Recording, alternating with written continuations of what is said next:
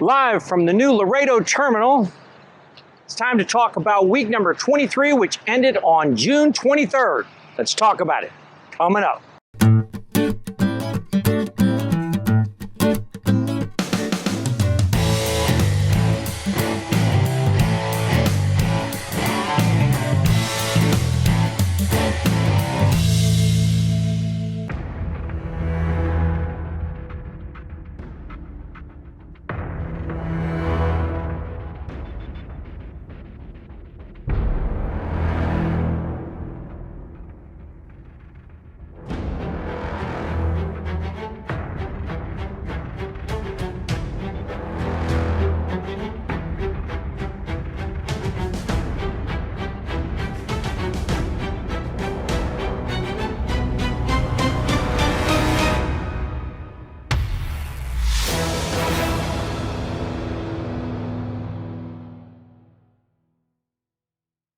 In the vast expanse of Texas, a peculiar occurrence unfolded that left drivers bewildered and spectators agape. Picture, if you will, a truck aflame, its flames leaping and licking at the very heavens, like a fiery dance with the devil himself. Now, you might expect caution and trepidation to grip the hearts of those who approached such a sight, but nay. In a twist of audacity that could only be attributed to the audacious spirit of Texas, drivers fearlessly charged forward, undeterred by the inferno before them. Their wagons raced by with an air of bravado, as if challenging the very flames to a duel. It was as if the fire had no hold on their hearts, no power over their resolute souls. A remarkable display of Texan mettle, where fear was but a mere ghost that dared not cross the path of these intrepid travelers. Oh, the tales that shall be told of the day when Texas drivers, in the face of fire itself, marched onward, undaunted and unyielding.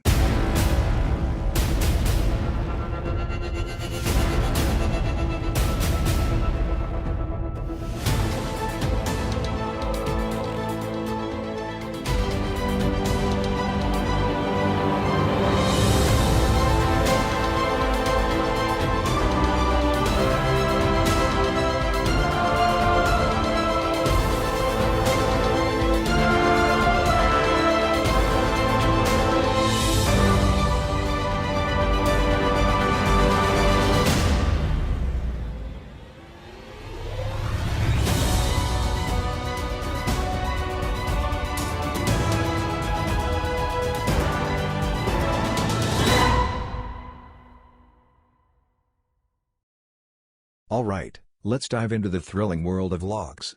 Brace yourself for some mind-blowing stats. So, on my trucking adventure, I conquered a whopping 3,344 dispatched miles. However, my trusty odometer disagreed slightly and only clocked in 2,571 miles. Guess it wanted a little vacation too. Oh, and don't get me started on the mysterious case of the missing 4 miles, probably went for a joyride.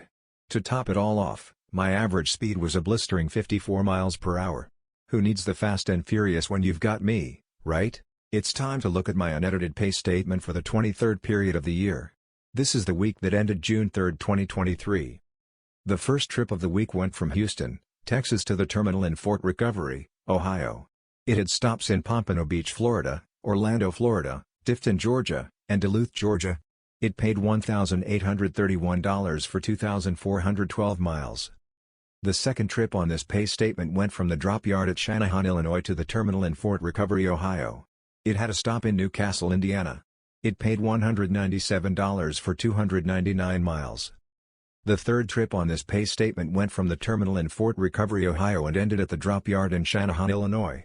There were stops in Kenosha, Wisconsin, Union Grove, Wisconsin, Burlington, Wisconsin, New Berlin, Wisconsin, and Milwaukee, Wisconsin. It paid $445 for 509 miles. The final trip started and ended at the Fort Recovery Terminal. It was a round trip to Newcastle, Indiana. It paid $85 for 122 miles. I was paid $150 for the Memorial Day holiday and $50 for a past DOT inspection. Now for the summary box. Empty miles was $260. Handling and securement was $89. Hazmat miles paid $26. There was $150 in holiday pay. I had a layover, a 34-hour reset which paid $100. Loaded miles came to $1,854. And there was $228 in stops. My gross pay was $2,709. I had 3,344 dispatched miles. That comes to 81 cents per mile. That brings us to the year to date. 23 weeks into the year, my gross income is $50,027 with 64,816 total miles driven. The average weekly gross income is $2,175 and the weekly average miles driven is 2,818. Multiplying those numbers by 52 will give an annual estimation of $113,100 gross income and 146,541 miles. Let's have a little fun with the calendar, shall we? So, May waved goodbye after 22 workdays, allowed me 8 glorious days in my pajamas at home. And just to keep things interesting, it threw in a single day off while I was gallivanting on the road. June decided to join the party fashionably late, strutting in with just 3 working days under its belt. Talk about making an entrance. That's 100%. Now, in this grand trucking saga of a year, I've already clocked in a whopping 113 days of work, balanced with 28 days of enjoying the comfort of home, and squeezed in 13 days of road tripping adventures. It's been a roller coaster, but at least it keeps life interesting, right? And now, for the rest of the story. Imagine a world where truck drivers were compensated for their overtime hours. A world where their tireless dedication and extended hours on the road were recognized and duly rewarded. Unfortunately, that's not the reality we find ourselves in today. In the realm of labor laws and industry-specific exemptions, truck drivers are exempt from receiving overtime pay. So, while we delve into the fascinating calculation of what their hourly wage would have been, let us remember that it's purely a hypothetical exercise. This week, our truck driver shares their earnings report. For 54 hours of hard work, they received a payment of $2,709. Breaking it down, 40 of those hours fell within the realm of regular time, while the remaining 14 ventured into the domain of overtime. As a result, their effective pay rate for this period amounted to $44.42 per hour, encompassing the overtime compensation.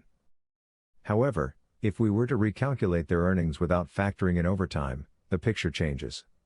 In the absence of those additional hours, their hourly rate would have stood at $50.18. Ah, the curious possibilities and ponderings that arise when contemplating alternative scenarios.